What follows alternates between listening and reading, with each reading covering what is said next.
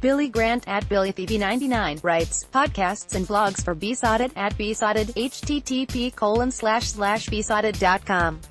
You can catch the post-match podcast featuring Reading and Brentford fans on http://Pride of West. London from around 7 p.m. on Saturday, 2 hours after the final whistle. How's the season gone for you so far? Weird season. So much promise in the first 2 months, went horribly wrong in the next 3 months, then picked up from the new year. We looked like world beaters at the beginning. We beat Rotherham 5-1 and played teams like Wigan and Sheffield Wednesday off the park. But little did we know that our away form would cost us dear, not winning our first away game until January, away at Rotherham. Dean Smith leaving didn't help. Great manager. And it wasn't necessarily because we were unable to play the same without him. It was the disruption that killed us. Plus, we had the tragedy of losing our highly respected technical director Rob Rowan, a lovely bloke, aged 28. That really shook the players. We've still only won 2 away matches. The win at Middlesbrough was glorious. We had to get that monkey off our back.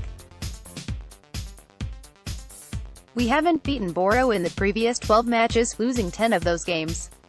For the few hundred Bees fans that made the journey up there, it was like we had died and gone to heaven, so well received was that victory.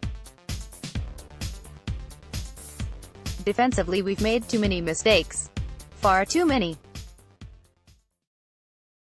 The fact that our goal tally of 65 is only beaten by teams in the top 6, Norwich 84, West Brom 77, Villa 75, Leeds and Blades 68, shows we have enough up front to be challenging for the top. However, it's goals conceded where we could be better. 55 goals. It's not the worst, but if we could have shaved off even 10 goals in the back of our net over the season, we would be closer to Bristol City and goals conceded with a better goal tally, easily top 6 material. But all ifs, buts and maybes. On the upside, we have done our usual job of unearthing new talent. Said Benrahma is, on his day, breathtaking and possibly the best winger we've ever had at Brentford, and this is from a set of fans who thought Hoda walked on water. Neil Maupay has more than justified his £1.5 million price tag with a goal tally of 25 goals so far this season, the highest total since Lloyd Owusu in our promotion season in 98-99. Moses Adubajo returned home to Griffin Park after his move to Hull, just before they made the Premier League, was curtailed by injury. Free transfer, he will be competing with Benrahma as signing of the season for the Bees. If you consider our income, we turn over £10 million a year, among the lowest in the division. We don't have the biggest budget in the world. So we shouldn't be disappointed with a mid-table finish really. But it is annoying when you think what could have been. Thomas Frank replaced Dean Smith earlier this season. How's he done so far? Thomas had a horrendous start, winning only 1 game in his first 10 matches and losing 8. He did come into the job off a bad run from Dean Smith, the team not winning in 6. He came in for a lot of flack in that time. I can't tell you why we couldn't string a win together. It wasn't as if we were playing particularly bad. We just seemed to have a period when we just lost the plot during the match for 15 or 20 minutes or so. We would blink and before we knew it, we were 2 or 3 goals down. We were still scoring goals, we were just letting in more. We went to Preston, scored 3 goals and still lost. Went to QPR, scored 2 goals, still lost. Scored 2 against Swansea and lost. And the same against Blades. It was really frustrating. He changed the formation to 3 at the back and that transformed our season. We beat Bolton and haven't looked back since. A few weeks later we played Stoke and absolutely wiped the floor with them. The performance was magnificent. As were our matches against Blackburn, 5-2, and Hull, 5-1. What was good was that Brentford were still playing the slick passing free-flowing football under Frank. Brentford deliberately brought him in from Denmark 2 years ago to assist Dean Smith and look and learn about championship football, as opposed to plucking someone from Europe out of the blue and expecting them to swim immediately. We made that mistake before with Marinus Dijkhuizen. He hasn't succeeded in eradicating the defensive errors though.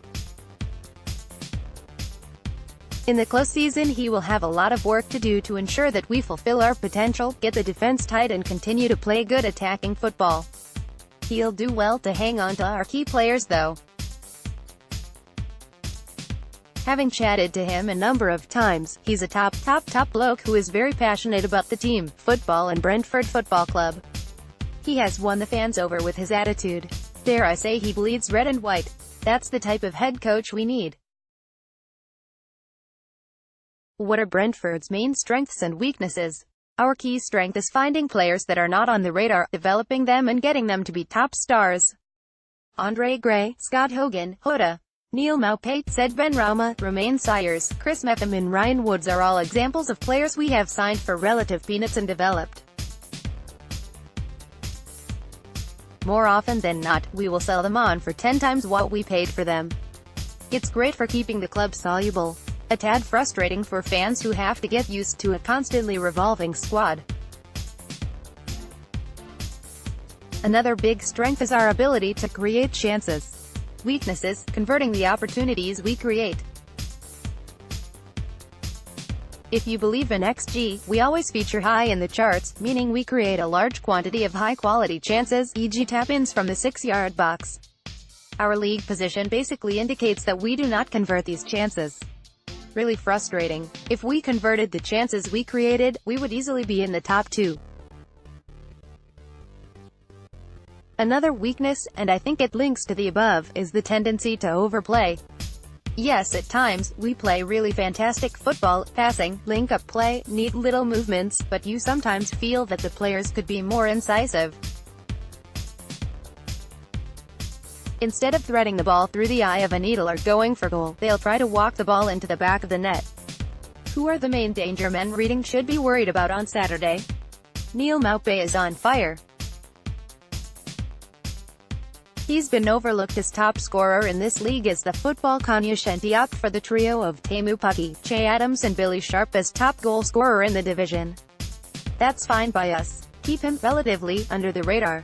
I've seen all three play and if I were a manager, I would opt for Maupay every time.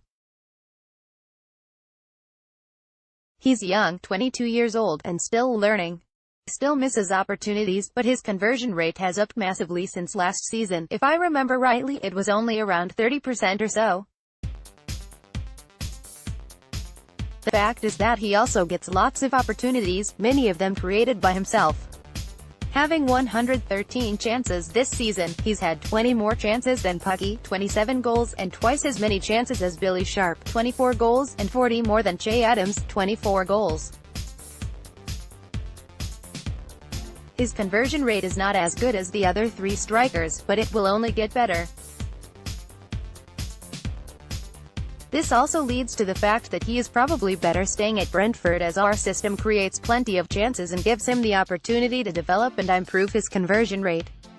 Benrahma is also a genius and if he is on fire, can terrorize any defense.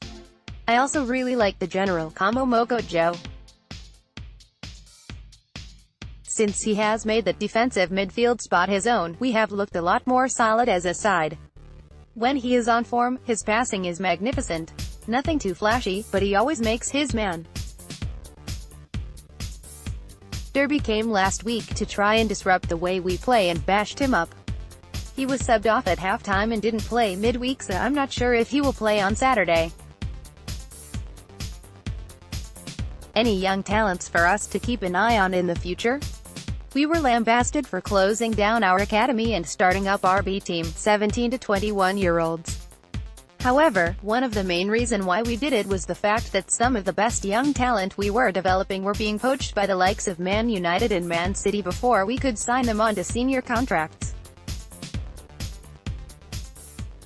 Our B team has caused a bit of a shake-up. The team is made up of talented teenagers plucked from undervalued countries, including Iceland, Denmark and Finland, plus young recruits from Manchester City, Brighton, Chelsea and Celtic, all molded together with former Bees Academy players. The team goes around the UK and Europe playing matches against a variety of sides. From Bayern Munich, who they beat comprehensively in January, AC and Inter Milan, who they also beat, Valencia, Liverpool, Man United and Man City, to Welling United, Wealdstone, Barnet and Dulwich Hamlet, first teams who they played in the Cup recently. The idea is to try and get the youngsters playing against players who they would normally come up against in league football matches, because U23 football can be a bit of a bubble. We have had 12 players make first-team debuts since the B team started a couple of years ago, the most famous being Chris Metham, who we sold to Bournemouth in January for £15 million after he made less than 50 appearances for the first team. In terms of players for the future, Josh Da Silva, 20, made his full home debut on Tuesday against Derby and played very well. A strong box-to-box midfielder, he's definitely one for the future. Ipswich fans picked him out as the man of the match on Tuesday, saying, "He never put a foot wrong." Defender Mads Bech Sorensen, 20, also made his debut in the last few weeks and will most probably play at the weekend. A graduate of our B team, he made his league debut in Denmark aged 16. Striker Marcus Forss, 19, also a B team graduate, came on a sub on Tuesday night, while Ellery Balcombe, 19, is an England U20 goalkeeper and will be on the bench on Saturday. Behind them, I'm also hoping ex-Celtic wing-back Theo Archibald, 21, breaks into the first team at some time soon.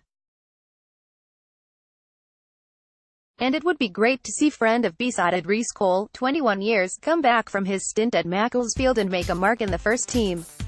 Keep an eye out too for very highly rated include Finnish midfielder Jaakko Oksanen, 18, and Czech midfielder Jan Zambarek, 18. Finally, it would be wonderful if we could get a striker out of the B team. Tom Hardy, 20, has scored untold goals this season, when he scored a brace against Bayern Munich in January that took his tally to 24. It would be good if he could make a push on the first team alongside Marcus Forss. How will the game go, and what will the score be? Blimey, I have no idea. We're terrible away from home. Beautiful football, but for some reason we don't seem to deliver. Maybe we'll put in one or two more B team players who will be really up for it, which will change the dynamic. But you need the results more than us, so being safe I should say 1-1. But I'm going to say the Bees upset the apple cart and gain a tight, exciting 2-1 win.